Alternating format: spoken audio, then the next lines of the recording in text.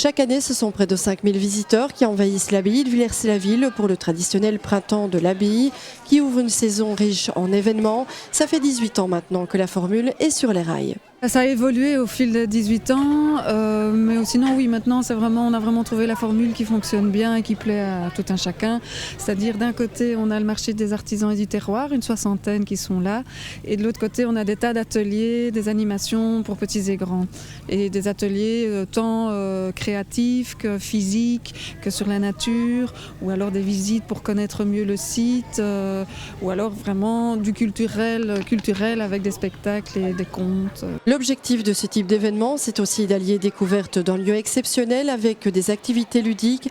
Cette année, année des saveurs oblige, la cuisine sera à l'honneur, et ce dès le plus jeune âge avec des ateliers plantes sauvages et trésors du panier bio. Pour moi, l'éducation alimentaire se fait, comme vous dites, dès le plus jeune âge, avant que les enfants se soient déjà inscrits dans leurs habitudes alimentaires qui sont le plus souvent pas de bonne qualité. Et donc travailler avec eux dès le début, au moment où ils sont encore dans l'apprentissage et les premières approches, c'est là qu'on va fonder vraiment des habitudes alimentaires les plus saines. Cette année-ci, on propose des ateliers cuisine pour sensibiliser les petits et les grands au bien manger.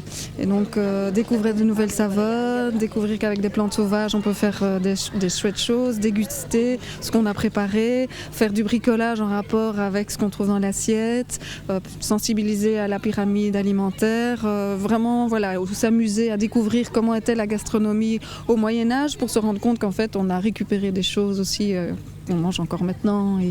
Et donc voilà, c'est vraiment sensibiliser à ça. Ça, c'est vraiment la nouveauté cette année-ci. Et si l'envie vous en dit, vous pourrez peut-être vous initier aux journaux créatifs développés par la psychologue Nathalie Hanot.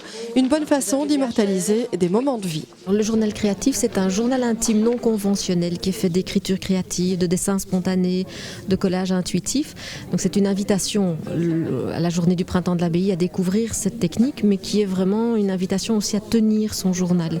Parce que écrire, déposer ses émotions, ses questions, clarifier ses pensées, ses idées dans un journal est une véritable technique de santé. Et donc c'est vraiment une invitation à tenir un journal, mais à le découvrir lors de la journée du printemps.